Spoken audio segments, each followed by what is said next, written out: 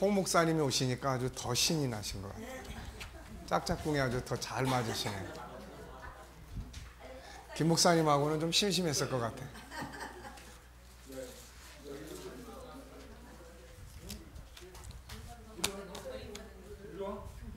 네. 아니, 홍 목사님 오시니까 송 목사님이 막 살아나는 것 같아. 홍 목사님 오시니까. 이 인간을 보면 기분 나빠요.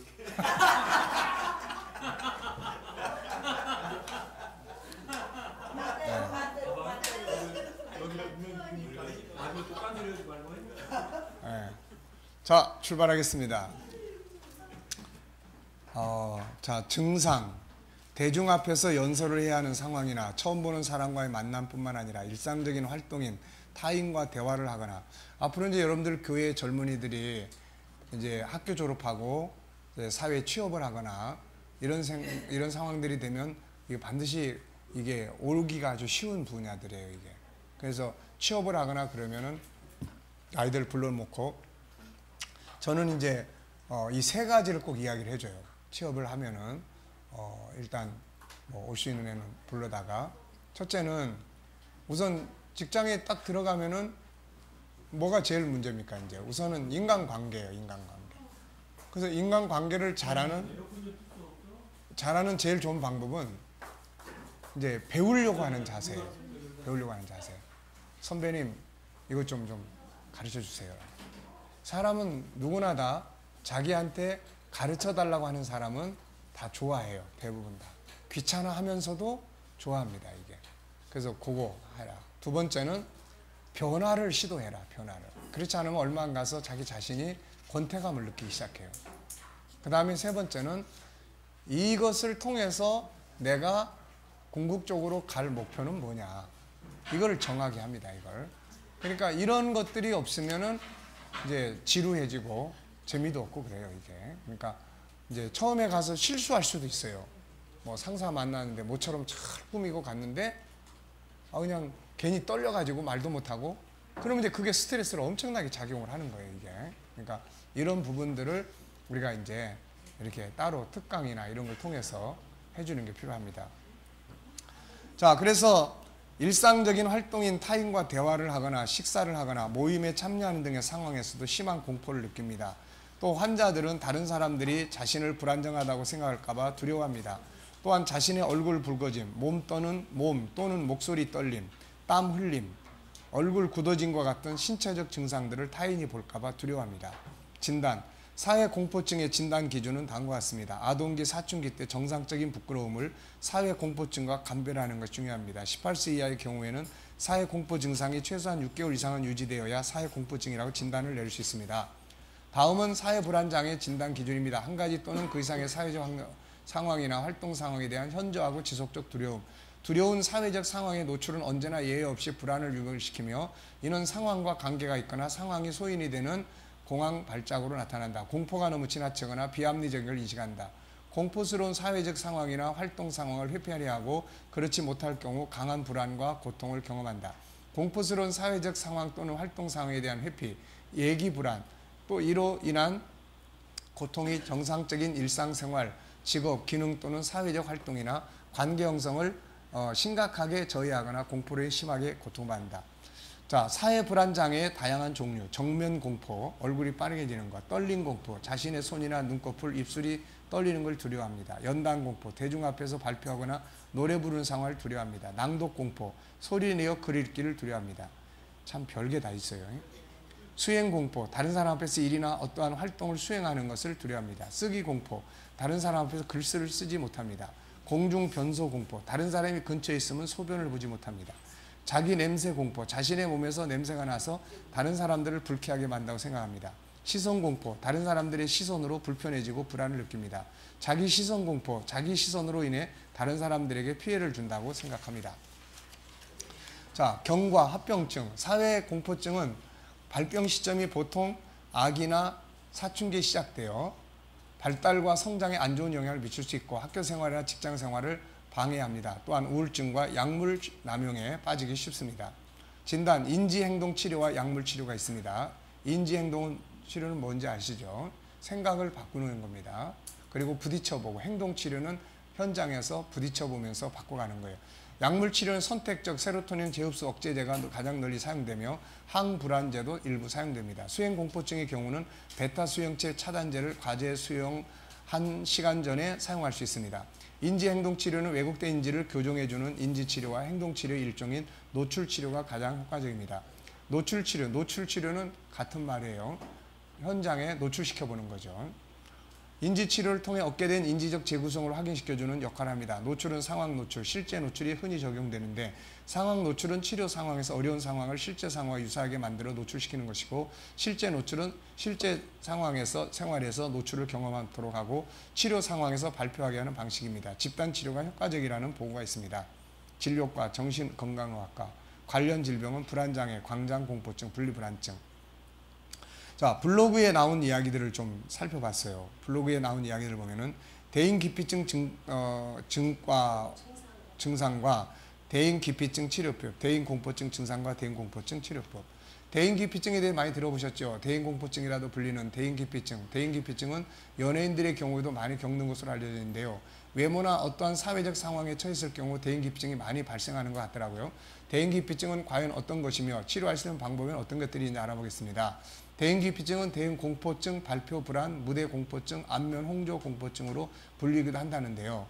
다른 사람들로부터 부정적인 평가를 받는 것이 매우 두렵고 위협적으로 다가오는 심리가 바탕이 되어서 발생한다고 합니다. 축구 선수의 아무개 선수의 경우 1994년 미국 월드컵 볼리비아의 경기 후 비난 여론에 휩싸이면서 대인기피증이 생겼다고 했고, 그러니까 비난을 계속 받으니까 그 다음에 이제 이게 병으로 이제 되는 거죠. 탤런트의 경우 성형 부작용으로 대인기피증이 생기기도 했었다네요. 그 외에도 탈모나 주걱턱과 같은 외모적인 이유나 다른 사람과의 비교를 통한 자기 비하로 자신감이 떨어지면서 대인기피증이 발생하는 경우도 있다고 합니다. 우리도 큰 병증은 아니지만은 난 누구 꼴 보기 싫어 안 가. 이것도 사실 뭐예요? 이것도 어떤 특수성에 의한 대인기피증이에요, 이게. 근데 우리 성도들은 이제 특히 그런 것들을 극복해야 됩니다. 왜냐하면 우리는 만나야 될 이유가 있잖아요. 예. 뭐 때문에 만나요? 그러니까 예를 들어서 유대인들은 사마리아인들에 대해서 어떤 증상을 가지고 있어요? 기피 현상을 가지고 있어요. 근데 예수님은 어떻게 합니까? 그걸 찾아가서 만나는 거죠. 이런 게 필요한 거예요, 이런 게. 네, 이런 게. 은혜 받으면은 엄청난 변화가 와버려요, 이게. 사마리아 여인이 왜 한낮에 물을 들어갔을까요? 동네 사람들에 대한 기피 현상이에요. 근데 은혜 받고 나서 어떻게 했죠? 물동에 내버려 두고 그 사람들 만나러 가서, 네. 그러니까 이게 은혜를 통해서 우리도 만약에 은혜 아래서 그런 은혜의 사람들이 없으면은 우리한테도 이런 현상들이 굉장히 많을 수 있어요, 이게. 근데 우리는 싫다고 그래서 기피할 수 없잖아요. 네. 뭐 마음에 안 든다고 그래서 마음에 안 드는 장로님이라고 그래서 기피할 수 없잖아요, 이거. 찾아가서 만나야 되고. 그러니까 막 강해져야 되는 거죠. 은혜 받아야 돼 또. 마음에 안 드는 성도라고 해서 또 안 갈 수 없지 않습니까? 네? 그렇지. 머리가 빠져도 가야 되는 거야, 이거. 네.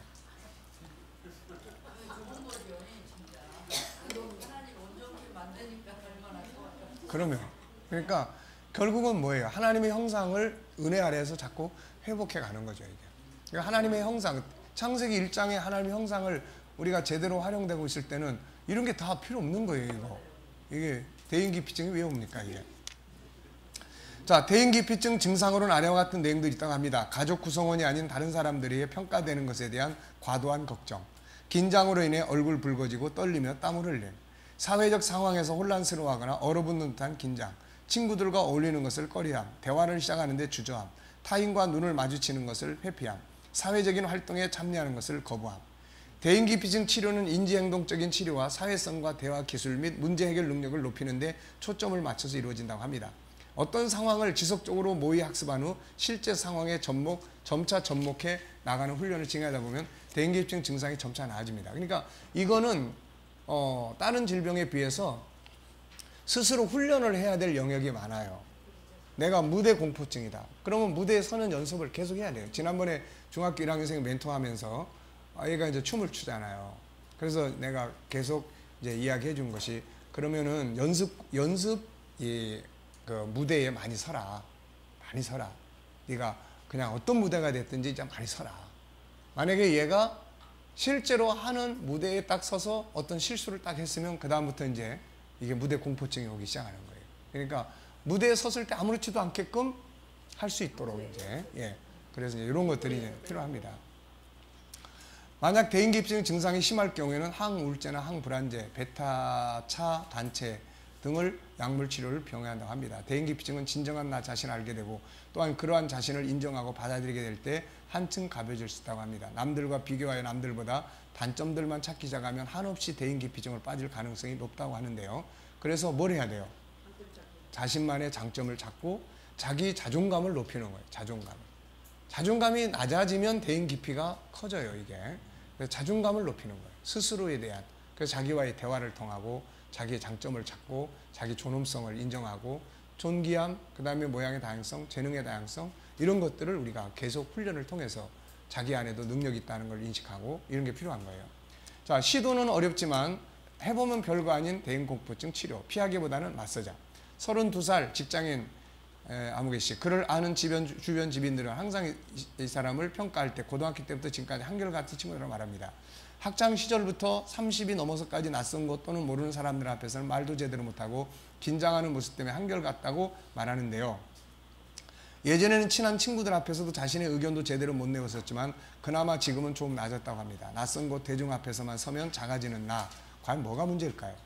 자, 주요 원인은 무엇일까요? 원시 시대부터 자기 자신 외에 모든 낯선 사람들은 다 적이었습니다. 자, 이따가 뒤에 나오지만은 근본적인 원인은 어디서부터 출발해요? 창세기 3장에서부터 출발합니다. 범죄하고 나서 하나님 잃어버리고 자기를 잃어버리니까 세상이 두렵기 시작한 거예요, 이게. 그래서 사람 앞에 딱 섰을 때 모르는 사람 앞에 서는 것은 위험하게 느끼는 거예요. 그래서 일단은 모르는 사람 앞에 안 서려고 그래요. 자기한테 괴롭히는 사람한테는 또 안 서려고 그래요. 그러니까 이런 것들이 다 이제 대인을, 사람을 기피하는 그런 현상들의 출발점이에요, 이게. 그러면서 점점점 이런 것들을 괜찮은 거야, 그거. 혼자 있는 거 아니야. 자, 주님이 함께 계시는 거야. 이러면서 이게 뭔가 그런 것들을 치유해 나가고 벗어나가는 생각들을 키워야 되는데 이런 것들이 없이 크다 보니까 그쪽만 커져버린 거예요. 그러면 나중에 이게 병증세로 발전하게 되는 겁니다. 낯선 것에 대한 두려움은 본능일 뿐 선천적 요인은 아닙니다. 어릴 적 자녀를 과잉보호하게 되면 두려움으로 계속 생각하고 이어나갈 뿐 이겨내는 방법을 모르게 됩니다. 과거 망신을 당한 기억, 어렸을 적 또는 사람들이 많은 상황에서 망신을 당한 기억이 있어 그 상황을 이겨내지 못했다면 기피 증상이 나타날 수 있습니다. 자, 철저한 준비. 그러니까 연설이나 발표나 이런 거. 우리도 마찬가지 아닙니까? 설교를 좀 잘못하면은 설교를 잘 준비가 좀 시원찮다 싶으면은 어떤 느낌을 받습니까? 그 성도들 앞에 서는 것이 어때요? 저는 그런 걸 더러 느껴봤는데요. 내가 준비가 좀 부족하다 그러면 앉아있는 사람들이요. 호랑이처럼 보여요. 다 그날따라 이상하게 그렇게 느껴져요. 우리 목사님 째려보는 것 같아요. 이렇게 다. 네.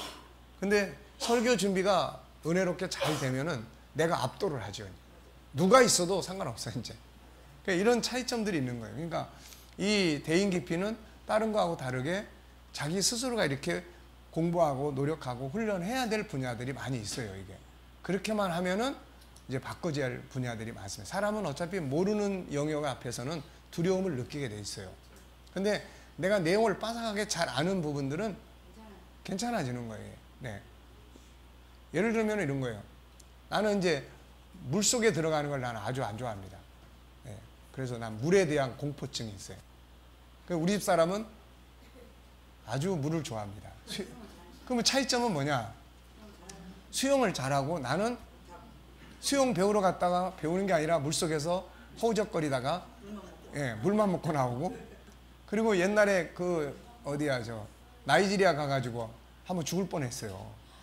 그 이제 집회 마치고 그 이제 뭐 그 거기 가면 이제 뭐야 저 사파리인가 뭔가 그래가지고 거기 갔는데 이제 온천이 있는데 이게 깊더라고요. 이게 그렇게 많이 깊은 건 아닌데 그래가지고 그때 우리 아들이 빠져가지고 허우적거리고 그래서 들어가서 이제 건져내긴 했는데 그 다음에 내가 허우적거려가지고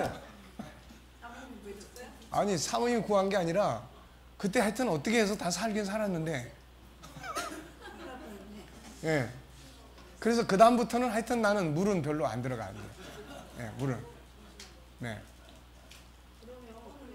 그러니까 내가 할 줄 알고 뭔가 이렇게 익숙해 있으면은 괜찮은데 그걸 내가 안 좋은 경험이 있다든지 그러면은 그게 이제 계속 이제 공포감으로 이제 작용을 하는 거예요. 그러니까 이런 것들이 이제 예, 털고 가면 되는데 안 털고 계속 쌓이면은 이제 병증세로 이게 만들어지는 거예요. 이게 학습이 가장 큰 문제예요. 여기도 이제 그런 이야기 했습니다. 우리나라 경우 청소년기에는 공부만 하기 때문에 대인관계 및 사회생활 경험이 전무합니다. 이거. 여기서 또 오는 문제가 있어요. 그런 상태에서 대학을 가거나 사회생활을 하게 되면 낯선 사람들과의 대화하는 법을 모르기 때문에 기피 증상을 겪어요. 그래서 요즘에 사람들은 사람과 대화하는 걸 자꾸 기피하려고 그래요.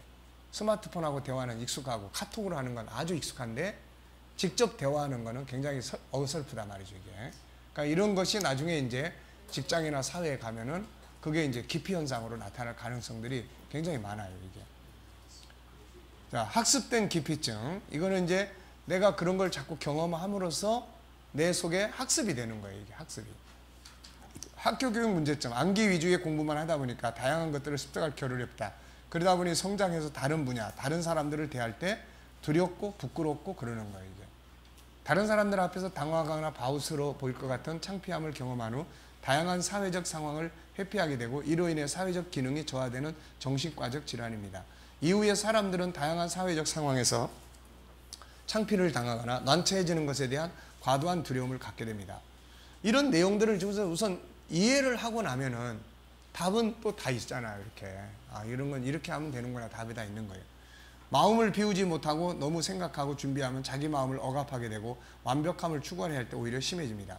주요 증상은 어떻게 있을까요? 바쁘다는 핑계로 모임 같은 곳에 나가길 두려워하며 대중교통 또한 이용하지 않으려 하고 사람이 많은 엘리베이터 타지 않고 혼자 계단으로 걸어다니게 되고 밥을 혼자 먹는 상황에서는 주의를 의식하기 때문에 배고파도 잘 먹지 않게 됩니다.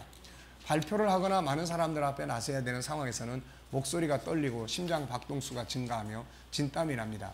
주로 내면적인 성격 또는 신경이 예민한 사람들은 일반적인 낯선 자리에서 주로 겪지만 증상이 심하면 가족, 친구에게서도 대인공포증을 느끼게 되며 자폐적으로 발전하게 되고 우울, 피해망상, 분열증까지 갈 수 있습니다.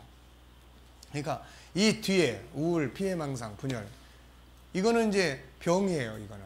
그러니까 이게 처음부터 이런 게 오는 게 아니라 앞에서 아무렇지도 않게 출발했던 것이 이렇게 가면서 이렇게 해서 악화되면서 이렇게 가는 거예요. 이게. 그러니까 이런 부분들을 우리가 사전에 알고 그래서 늘 상담하고 이제 멘토하고 이런 것들을 통해서 이제 우리가 풀어나가는 거죠. 자, 한없이 작아지는 나, 대인공포증 치료하기 위해서는 주위의 도움도 필요하지만 우선 자기 스스로가 마음을 굳게 먹어야 한다. 스스로 오해하지 마라. 창피하거나 망신을 당했다면 오히려 남들의 시선을 스스로가 오해하여 위축되는 상태가 됩니다. 때문에 이러한 상황이 생긴다면 오해하지 말고 태어난 모습을 보이는 것만으로도 점점 나아질 수 있습니다. 그 다음 뻔뻔해지자. 과거와 달리 현재는 다양한 직종, 다양한 개성을 지닌 사람들이 많다. 때문에 내가 잘 모르는 것은 당연한 것. 난처한 상황이 와도 뻔뻔해지려는 노력은 대인공포증 치료에 도움이 됩니다. 프리젠테이션을 했는데 망신을 다 톡뜨기 당했어요. 한쪽은 야 다음엔 또 어떻게 하지? 계속 그럽니다. 한쪽은 아 내가 뭔가 좀 뭐가 좀 부족한가? 부족한 부분을 이제 연습을 해야지. 이러고 가는 거예요 이게. 이쪽은 대인공포에 아무 상관이 없어요 그게. 오히려 더 자기를 발전시키는 쪽으로 결과를 만들어낼 수 있어요. 근데 이쪽은 이제 공포증으로 가는 거예요 이게. 그러니까 그런 부분들에 대해서 사전 인식이나 교육이나 이런 게 굉장히 필요하고 사회에 나가려고 하는 이제 학생들이나 또 직장에 들어가려는 사람들에게 이런 교육이 필수 과목입니다. 그래서 이런 거 해야 돼요. 그다음 마음을 비우자. 발표하는 자리에서 완벽하게 준비했어도 생각지 못한 질문에 당황하여 말문이 막힐 때가 있다. 때문에 완벽한 준비로 마음을 단단히 먹기보단 오히려 마음 비우고 생각을 줄이는 것이 도움이 된다. 피하지 않고 버티자. 순간을 모면하기 위해 자신의 역할, 일, 대인관계를 피하려 하는 경우 나중에 더 큰 위기가 찾아오기 때문에 피하지 말고 버텨야 한다. 자기 마인드를 강화하여 긴장된 상황을 즐기려 노력하는 게 중요하다. 저 역시 대학교 시절 전공이 광고 홍보학과라 교수님과 학생들 앞에서 발표하는 기회가 많았습니다. 1, 2학년 때까지만 해도 발표 순간이 다가오면 손에 땀이 나고 머리가 하얘져 준비한 것조차 제대로 발표하지 못하고 내려온 적이 많았는데요. 발표 횟수가 잦아지고 틀려도 된다는 생각을 스스로가 되새기며 이만희 3, 4학년 때부터는 그나마 준비한 것은 다 하고 내려왔는데요. 예전 TV에서 이런 이야기 들은 적이 있습니다. 3초의 용기, 낯선 사람에게 말 걸 때 3초만 딱 참고 용기 있게 안녕하세요라는 말만 해도 대인공포증 치료에 도움이 됩니다. 자, 이건 다 이제 블로그들이에요. 그래서 이 장에서는 대인 기피를 뭐냐 이거. 그래서 앞에 이제 국어 사전에서 또 누구예요? 그 선생님 이야기를 통해서 아산병원의 자료를 통해서 블로그를 통해서 대인 기피증은 이런 거다라는 걸 지금 우리가 살펴봤어요. 잘 이해됐습니까? 네. 자, 그래서 이제 대인 기피증의 치료 방법 이 5가지를 꼭 기억을 하셔요. 5가지. 첫째는 뭐예요? 영적 치료. 두 번째 뭐예요? 우선 자신감을 갖는 게 중요한데 자신감은 어디서 나옵니까? 자기를 아는 데서 나오는 거예요. 그래서 창세기 1장 27절의 나를 정확하게 알면 자연히 다시 자신감이 생겨요. 창세기 1장 27절, 28절. 세상과 나와의 관계. 세상과 나와의 관계는 어떤 관계예요? 내가 지배받는 관계가 아니라 내가 다스리는 관계예요.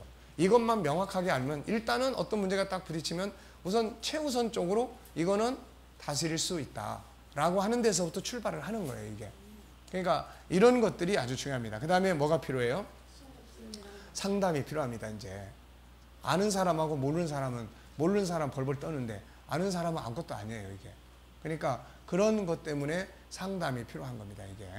그 다음에 현장 훈련이에요. 부딪혀 봐야 돼요, 이거. 그래서 부딪혀 봐야 돼요. 경험해 보셨나요? 안 해봤는데, 그거 한번 해보세요. 어떻게 해요? 아니, 한번 해보세요. 괜찮습니다. 하면서 제가 이제 어떤 경우에 이런 거 들어요. 자, 집에서 여기까지 올 때, 강박관념 같은 경우 그렇게 해요. 집에서 여기 올 때까지 그냥 못 와요, 이분이. 가다가 무슨 일을 만날 것 같고, 두려워가지고. 그러면 이제 올 때 이렇게 하세요. 자, 집에서부터 여기 오는 데까지 전봇대가 몇 개 있는지 한번 헤아리면서 오세요. 또 좌우에 어떤 나무들이 서 있고 어떤 꽃이 몇 송이나 있는지 요거를 한번 쭉 헤아리면서 오세요.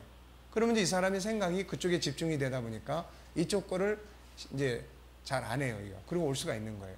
그러니까 아까도 이야기했지만 사람은 두 가지를 같이 할 수가 없다는 거예요. 이쪽 생각에 집중하면 이쪽 걸 안 하게 돼 있어요, 이게.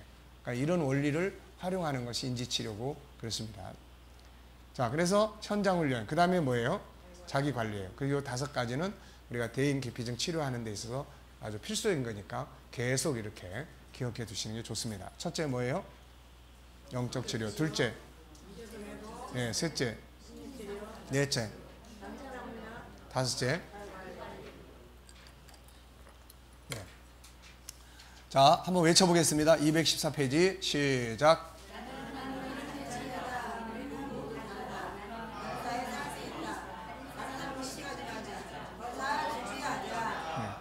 그냥 너는 너 나는 나 그러면은 덜한데 저 사람이 나를 어떻게 보나 이러면 이제 이게 문제가 되는 거예요. 네. 그래서 이 뒤에 나옵니다만은 그 우울증에 대한 내용을 다룬 어떤 이제 그 책의 저자는 이런 이야기했어요. 열등감을 다룬 사람인데 이분은 그런 이야기했습니다. 뭐라고 했냐면은 다른 사람에게 절대로 존경을 받으려고 하지 말라는 거예요. 네. 존경을 받으려고 하지 말라는 거예요. 그냥 이 사람하고 나하고는 그냥 사람과 사람의 관계 속에서 그냥 소통하는 거지 이 사람한테 자꾸 존경받으려고 하지 말라는 거예요. 네. 그러니까 존경을 받으려고 하다 보면은 저 사람이 하는 말 하나하나에 내가 신경을 쓰는 거예요. 저 사람이 조금만 서운한 말을 하면은 내가 뭘 잘못했나. 네. 내가 이거 이러면 안 되는데. 저 사람이 나를 어쩌다가 우리 주일날 같은 데 그러잖아요. 이제 나오는 성도들 붙들고 인사를 하는데 연세 많이 드신 분들이나 또 몸이 좀 약하신 분들이나 이런 분들은 내 손을 잡고 오랫동안 붙잡고 있어요. 그러면 이제 그 사이에 막 지나가. 그러면서 이제 이분들은 나중에 오해를 해, 이제. 뭐라고 오해합니까, 이제? 네. 목사님이 나는 본 척도 안 하더라. 이런 문제가 있는 거예요, 이게. 그래서 간단하게 악수를 하려고 그러는데 어떤 분은 또 꽉 잡고 안 놓아주네, 이게. 그렇게. 예. 그래서 이야기했죠. 이야기했는데도 그래도 이제 어쩌다가 왔는데 그냥 지나가. 나는 이분한테 붙잡혀가지고 빡 빠져나오려고 그러는데 그러니까 참 그런 부분들이 있습니다. 자, 그 다음 거로 넘어갑니다. 13장 이제 종합적으로 정리를 하는 겁니다. 자, 종합적으로 정리를 해보면 종합적인 원인 분석. 역시 모든 원인과 원인은 이 두 개예요. 두 개. 하나는 뭐예요? 근본적 원인. 하나는 현실적 원인. 근본적 원인은 뭐예요? 창세기 3장입니다. 이제 이거는 뭐 우리가 이제 도통했습니다. 이거는 이제. 자, 우리가 모든 문제를 다룸에 있어서 그 원인을 찾을 때 항상 먼저 기억할 건 바로 근본적 문제점이다. 세상의 심리학이나 정신의학은 이 부분을 알지 못합니다. 기독교 심리학, 특히 G7 심리학은 이 사실을 분명히 보여주고 있어요. 성경을 기반으로 하고 있기 때문이다. 성경은 이 모든 과정을 상세하게 보여주고 있다. 자, 다시 한번 근원적 원인을 살펴보자. 첫째, 인간은 어디서 살게 돼 있어요? 관계 속에서 살도록 창조되어 있습니다. 창세기 1장 26절 27절을 보면은 인간은 하나님의 형상대로 창조되었고 남자와 여자로 창조되었어요. 그리고 세상을 다스리고 관리하도록 창조되었어요. 이 같은 창조의 원리는 인간이 어떻게 살아있는지를 보여줍니다.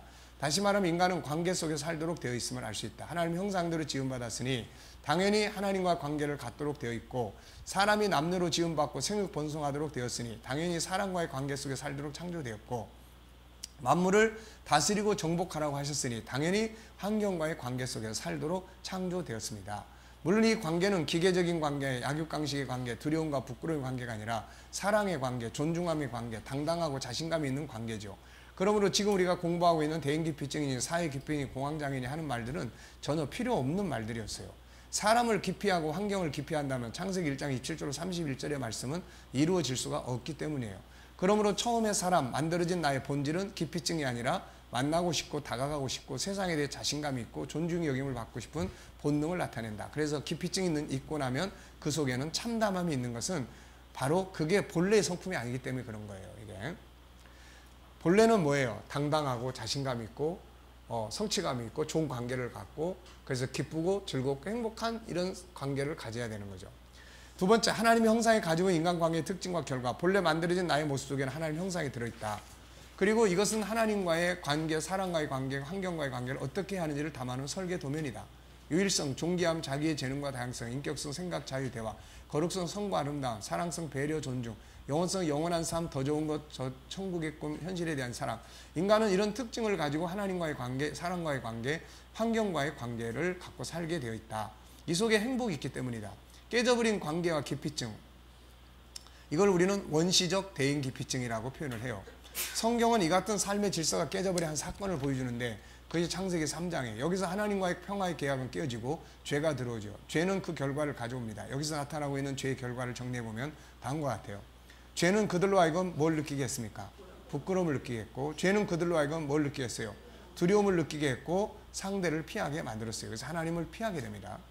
죄는 그들로 하여금 서로를 원망하게 만들었고, 죄는 세상을 싸움의 현장으로 만들었고, 죄는 해산의 고통과 환경의 수고와 고통을 가져왔고, 죄는 사랑의 질서를 버리고 약육강식의 질서를 만들었고, 죄는 미래에 대한 두려움과 삶의 두려움을 갖게 만들었고, 죄는 죽음을 가져왔고, 죄는 그들을 행복의 동산 에덴에 추방했고 영원한 멸망으로 들어가겠고, 죄는 분노를 가져왔고 누군가 피해를 줄 것 같은 두려움을 갖게 했어요.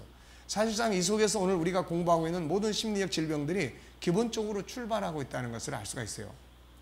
대인기피, 사회공포증 역시 이 속에 들어있어요. 대인공포증은 타인이나 환경에 대한 두려움, 부끄러움이 나오는 것들이다. 그러므로 우리가 이 문제를 다룸에 있어서 가장 중요한 것은 이 근원적인 원인을 바로 알고 근본적인 부분에서부터 치료해 가는 것이 필요함을 알아야 된다. 그래서 십자가로 뭐가 필요해요? 죄사함. 십자가는 우리의 죄 문제를 해결하기 때문에 죄로 인한 두려움, 부끄러움 이런 것들을 다 해결하게 하는 겁니다. 그래서 좀 잘못해서도 큰 소리 뻥뻥 칠 수 있도록 만들어주는 것이 그게 십자가예요, 이게. 그러니까 이런 것들을 적극적으로 활용할 수 있어야 돼요, 이게. 활용하지 못하는 십자가는 죽은 십자가 아닙니까, 이거. 활용하는 십자가예요. 그 다음에 자기에 대한 올바른 이해. 자기를 알면은, 그래서 나를 알고 적을 알면 세상을 이기는 겁니다, 이거. 그래서 나를 아는 거예요. 나를 강하게 하시는 성령의 도심이 필요하고 성실한 자기 준비가 필요한 거예요. 자, 현실적 원인. 인간은 이제 이런 근본적 심리 상태를 가지고 세상에 태어납니다. 그런데 태어나서 살아가는 과정에서 많은 사건들을 만나죠. 그리고 그런 것들을 적절하게 해소시켜가는 훈련들을 제대로 받지를 못합니다. 문제는 이거예요. 딱 태어나면 부모로부터 세상은 이런 곳이야. 그리고 너는 네 안에는 이렇게 두 가지 면이 있다. 하나는 하나님의 형상이 들어있고 하나는 타락한 성품이 들어있다. 세상은 이거를 쫓아간다. 우리는 이걸 키워가야 된다. 그리고 가정이 창세기 1장 27절을 살아가는 모습을 보여주고 이런 것들이 교육되어지고 그러면은 훨씬 이제 이쪽이 이제 커간단 말이에요, 이게.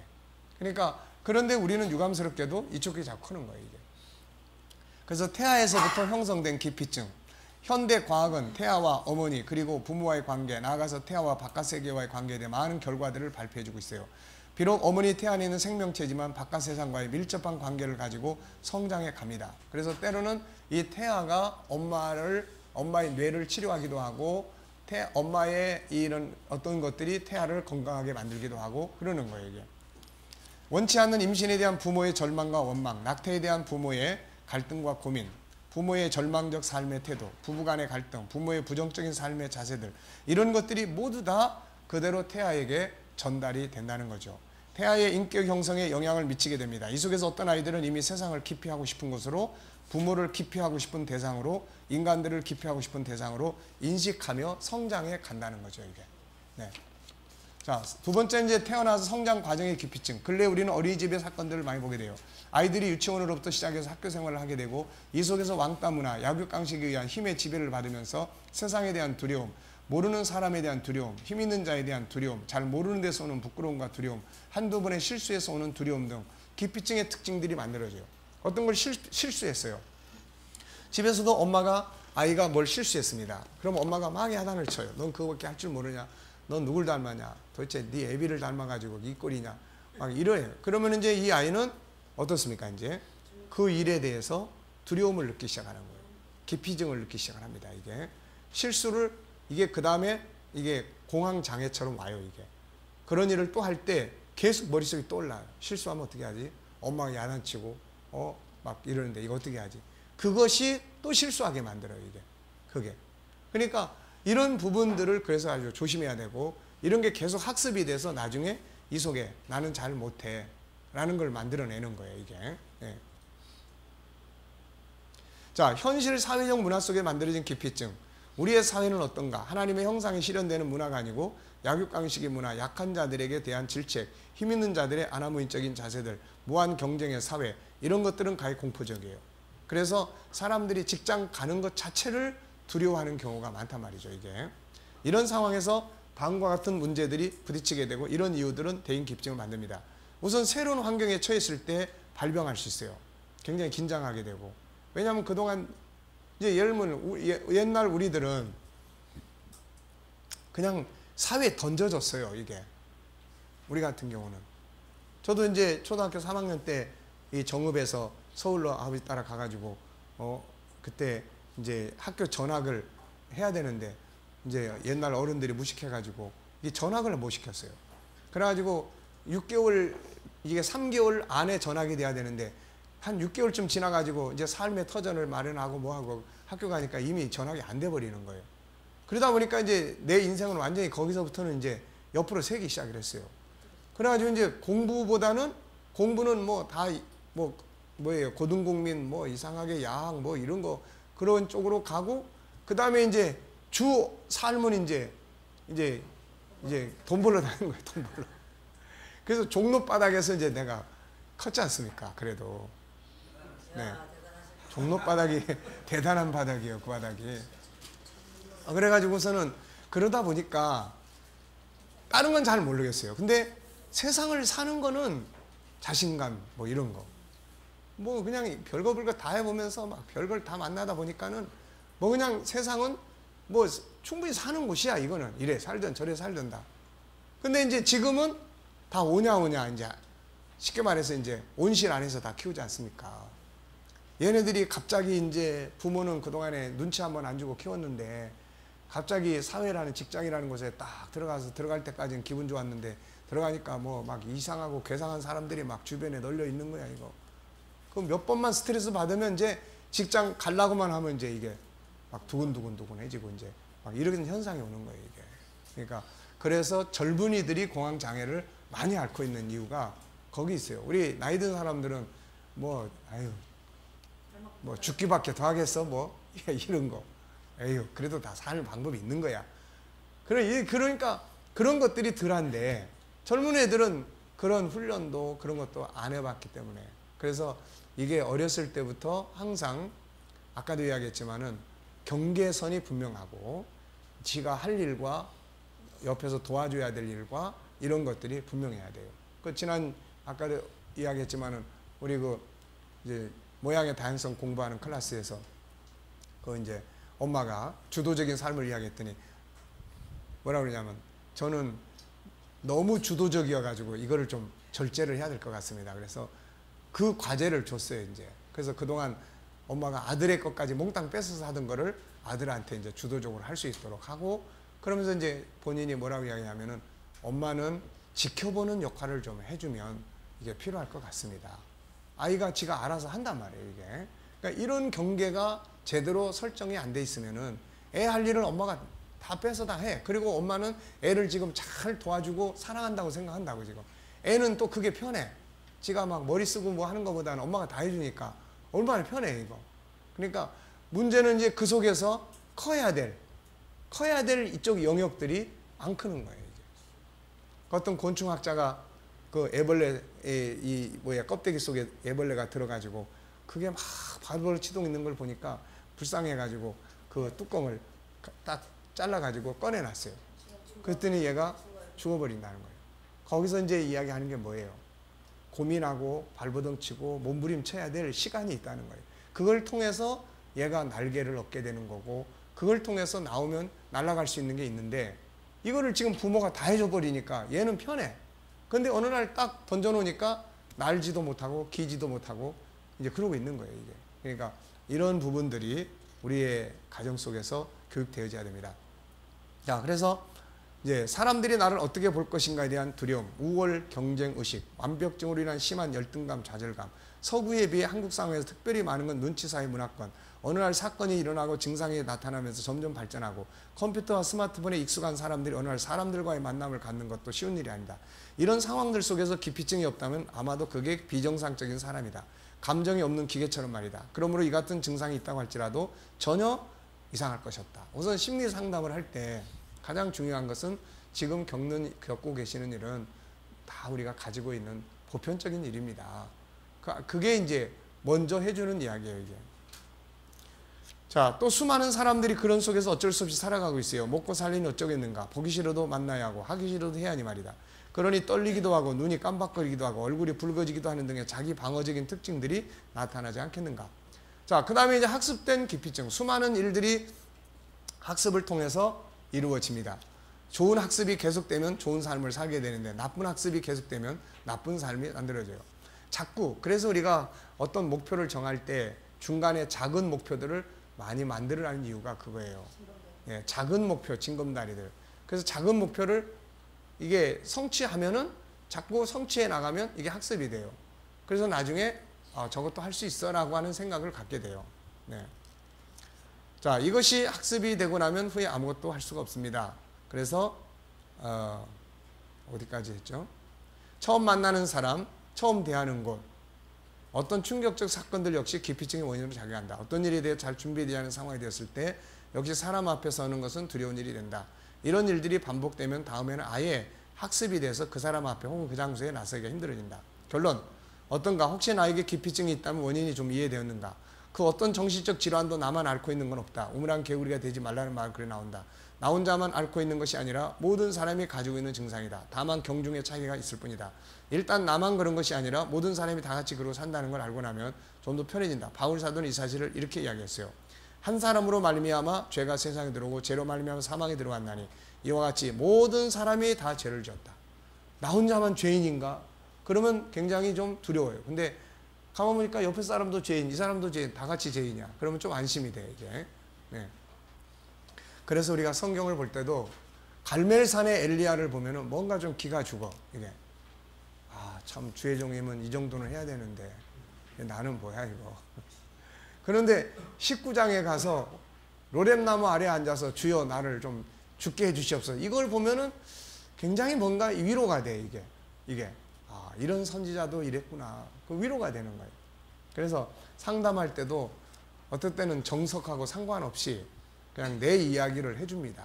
내 이야기를 해주면 목사님도 그런 경험이 있으시네요.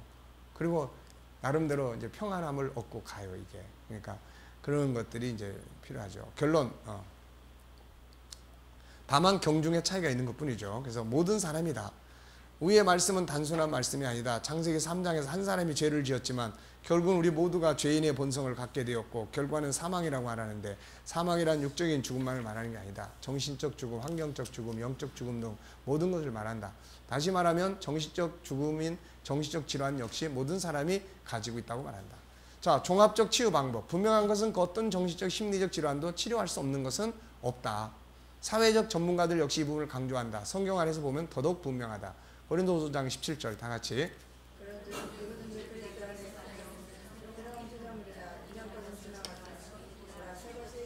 그 다음에요. 네. 그러므로 누구든지 새로운 피조물이 될 수 있다. 어쩌면 우리 안에는 이미 새 것의 씨를 가지고 있어요.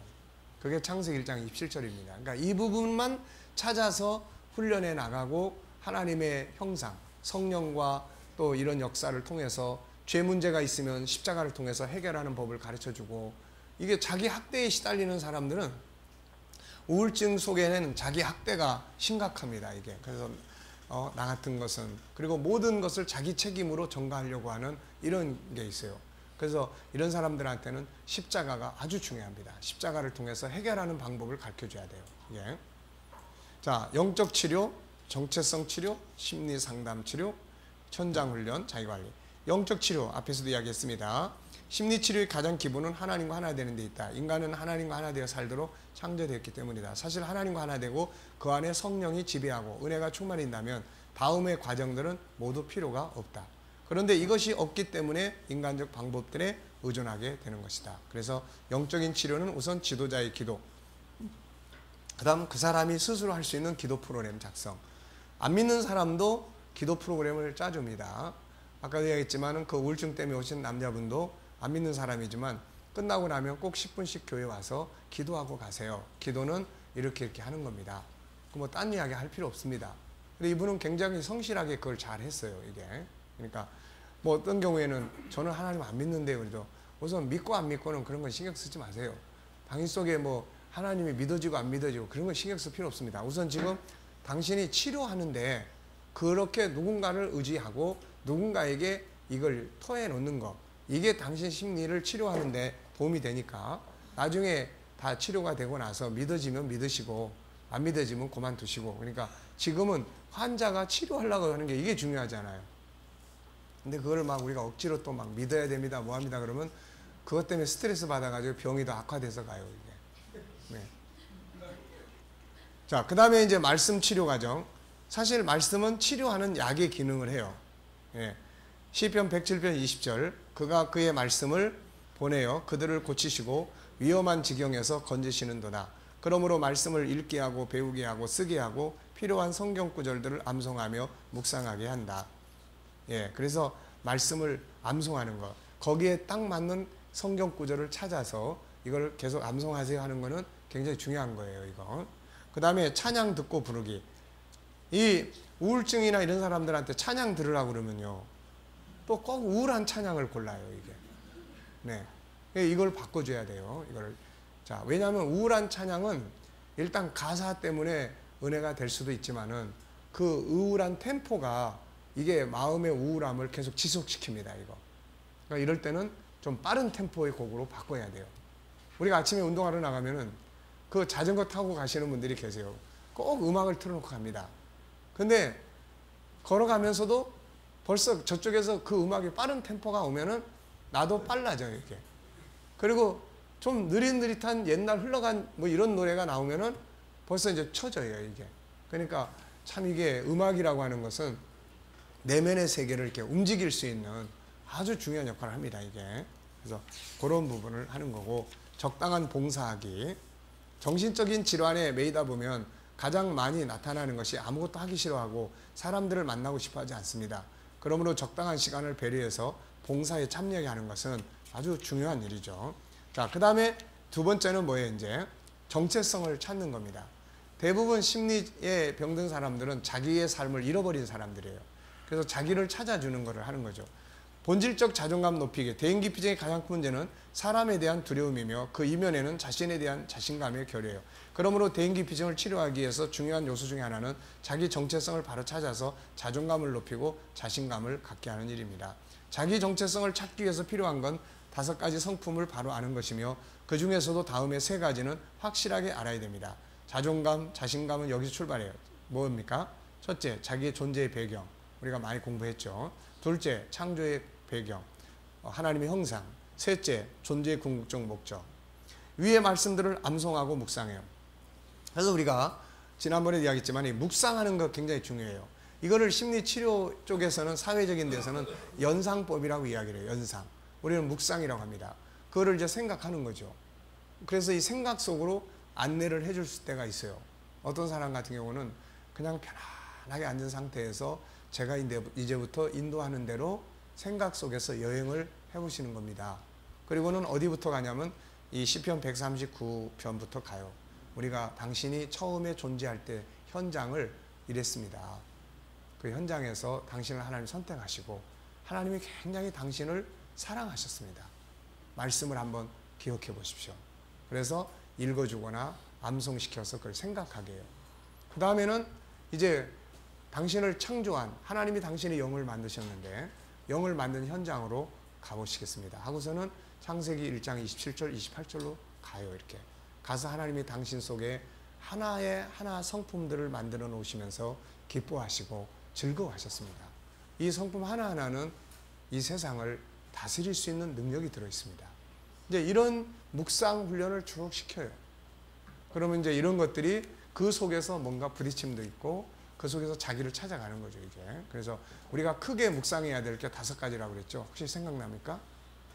첫째, 나에 대한 묵상, 인간에 대한 묵상이에요. 그래서 선택, 창조, 미래. 그 다음에 두 번째는 뭐예요? 두 번째는 이제 하나님의 구원에 대한 십자가 묵상이에요. 십자가 묵상. 내가 이렇게 죄를 졌을 때 십자가를 통해서. 그래서 십자가의 그런 그 주님의 5번의 재판이라든지 이런 걸 이제 묵상하는 거예요. 그 다음에 세 번째는 이제 임마누엘의 묵상이 있어요. 선택하실 때부터 내 곁에 함께 계시던 그분. 사실 우리가 돌이켜보면은 내 인생 곳곳에 그분이 그분이 그때 그 일을 하셨구나라고 느낄 수 있는 현장이 많이 있습니다. 이게 그만두고 때려친다고 나갔더니 집 문을 확 박차고 나가는 아들을 골목에서 탁 붙잡고 있는 것처럼 거기서 날 붙잡았구나. 이런 이제 것들이 있어요. 그래서 임마누엘의 묵상. 그 다음에는 이제 뭐예요? 이제 예비하신 사랑의 묵상이에요. 하나님의 나라에 대한 묵상. 그 다음에 이제 내가 암송하고 있는 말씀들을 늘 묵상하는 거예요, 이게. 그래서 외우고 있는 말씀들을 늘 묵상하면 그냥 읽을 때하고 암송한 말씀을 내가 묵상할 때하고 그게 느껴지는 감이 굉장히 차이가 많습니다, 이게. 그래서 그런 걸 묵상하는 거예요, 이제. 자, 그 다음에 이제, 어디까지 했죠? 현실적 자존감 높이기. 현실적으로 이제 자존감을 높이는 거는 이제 이런 걸 하면 돼요. 자기 장점 찾기, 활용하기, 자기 칭찬하기 하루 3가지 이상, 자기 존중함 14가지.